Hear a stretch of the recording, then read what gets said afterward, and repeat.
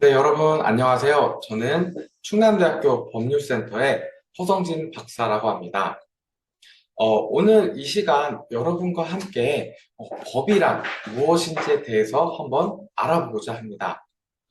자, 여러분, 살면서, 여러분이 많이 살진 않았지만, 살면서 법이라는 말을 많이 들어보셨을 거예요. 뭐, 뉴스를 봐도 법에 대한 얘기가 나오고, 혹은 친구들이나 어른들이 얘기하는 걸 들을 때도 법이라는 단어를 많이 들어보셨을 겁니다.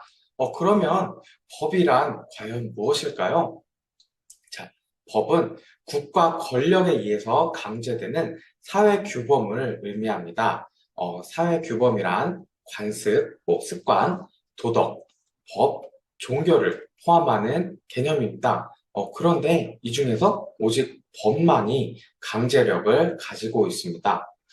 한번 생각해 볼까요? 저희가 어떤 습관이 있어요. 예를 들어서 매일 아침 우유를 마시는 습관을 가지고 있어요. 그런데 어느 날 아침에 우유를 마시지 않았다고 해서 우리가 처벌을 받을 수 있을까요? 아니죠. 자, 그러면 다음으로 도덕에 대해서 한번 생각을 해볼게요. 우리들은 선생님이나 어른을 만났을 때 어떻게 해야 될까요? 네, 맞아요. 먼저 안녕하세요 하고 인사를 건네야 되겠지요. 자, 그런데 만약에 어떤 학생이 지나가다가 선생님을 만났는데 인사를 안 했어요. 그러면 선생님이 화가 나서 누구누구야 너 왜 인사를 안 해? 이러고 경찰 아저씨한테 전화를 걸어서 누구누구가 인사를 안 했으니까 잡아가세요 라고 할 수 있을까요? 네, 그러면 안 되겠죠? 네, 없습니다. 네, 왜냐면 도덕적으로 봤을 때 예의가 없다고 여길 수는 있지만 그것이 법에 정해져 있는 규정을 어기지는 않았기 때문입니다. 자, 만약에 그러면 이러한 법이 있다면 처벌을 받게 될까요? 자, 예를 들어서 초등학생은 학교에서 선생님을 만났을 때 먼저 인사를 해야 된다. 그렇지 않을 경우에는 벌금 10,000원을 내야 된다. 라고 한다면 그것이 인사를 하지 않았을 때 벌금 10,000원을 내게 하는 처벌에 대한 규정이 될 수가 있어요. 자, 조금 말이 어려울 수 있는데 이게 무슨 말이냐면 인사를 먼저 하라는 그러한 내용이 법에 규정이 되어 있다면 이런 경우에는 법을 어기는 게 됩니다. 하지만 우리나라 법에는 먼저 인사를 하라는 그런 법은 없고 그렇기 때문에 학생이 선생님을 만나서 먼저 인사를 하지 않더라도 도덕적으로 예의가 없다라고 생각할 수 있지만 경찰 아저씨한테 전화를 해서 잡아가라든지 벌금을 내게 하라든지는 할 수가 없는 겁니다. 자, 종교의 경우도 마찬가지겠죠? 어떠한 종교적 교리를 지키지 않는다고 해서 우리나라에서는 처벌을 하고 있지는 않습니다. 만약에 어떠한 나라의 종교적 관습이 법이 됐다면은 그거에 대해서는 이제 처벌을 할 수도 있겠지요. 자, 이처럼 법은 문화의 영향을 받습니다.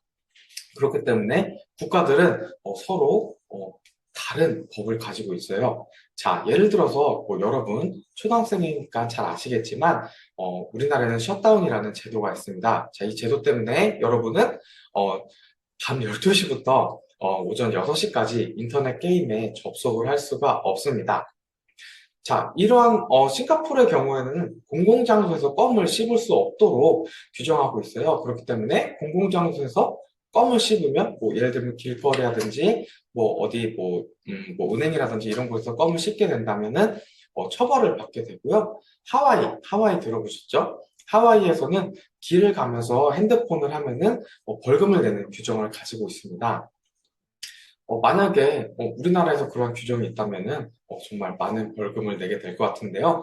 이처럼 법은 문화의 영향을 받아서 각 국가별로 조금씩은 다른 규정들을 가지고 있습니다. 그렇기 때문에 여러분이 나중에 외국에 나가서 생활을 한다든지 혹은 외국에 이렇게 여행을 갔을 때는 그 나라에 어떠한 법이 있는지를 잘 알고 그것을 어기지 않게 노력을 해야 합니다.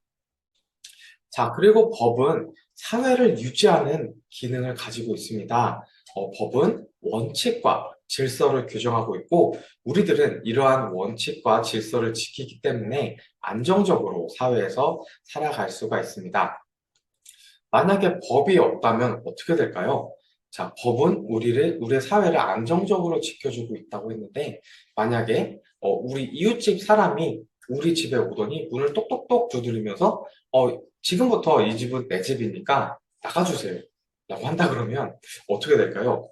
법이 없는 상황에서는 내 집을 지키기 위해서는 뭐 어쨌든 내가 힘이 센다든지 혹은 내가 어떤 집단을 이루고 있어서 그 집단이 나를 도와줘야 내 재산과 생명을 지킬 수가 있겠지요.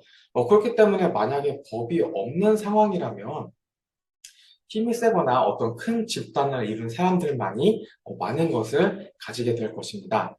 자, 여러분 혹시 뭐 뉴스나 인터넷 같은 데서 정부가 무너진 그런 나라의 이런 동영상이나 사진을 본 적이 있으신가요? 그런 것을 보게 된다면 되게 막 상점들을 약탈하고 막 사람들끼리 서로 싸우고 막 그런 내용들을 볼 수 있었을 텐데요. 이처럼 법이 없다면 그리고 그 법을 집행할 정부가 없다면 사회적으로 큰 혼란이 발생하게 됩니다. 그렇기 때문에 법은 우리의 사회 질서를 유지하는 기능을 가지고 있습니다. 그렇기 때문에 만약에 법이 없다면 사람들은 자신들의 욕구를 실현하기 위해서 타인에게 피해를 주게 될 수도 있는 것입니다. 자, 이처럼 우리의 사회가 안정되게 유지되기 위해서는 법과 정부가 그 기능을 수행해야 하고 우리는 법을 지키며 살아가야 합니다. 법은 사회가 유지되기 위해서 구성원들이 반드시 지켜야 하는 최소한의 규칙입니다. 도덕을 어겼을 경우에는 양심의 가책이나 사회적으로 비난을 받지만 법을 어겼을 경우에는 국가에 의해서 처벌을 받게 됩니다. 내가 가진 권리를 보호받기 위해서는 다른 사람이 가지고 있는 권리도 보호해야 하며 의무도 이행하면서 권리를 주장해야 합니다. 즉, 법은 강제력을 가지고 있는 사회 규범이자 우리의 삶을 안정되게 유지시키는 기능을 가지고 있습니다. 사회 규범 중에 오직 법만이 강제력을 가지고 있습니다. 자, 이 시간에는 법이란 무엇인지 간단하게 나눠봤는데요. 제가 최대한 여러분이 잘 알아들을 수 있게 간단한 그리고 쉬운 단어들만 조금 사용을 해봤습니다. 자, 그래서 여러분이 가장 기억해야 될 게 뭐냐면 법이란 무엇인가 했을 때 법이란 국가에 의해서 강제되는 사회 규범이구나. 그리고 사회 규범에는 습관이나 도덕, 법, 그리고 뭐 종교와 같은 것들이 있는데 그 중에서 오직 법만이 강제력을 가지고 있고 법을 어겼을 때는 정부나 국가에 의해서 처벌을 받을 수 있다. 이 정도만 잘 기억을 하시면 될 것 같습니다. 감사합니다.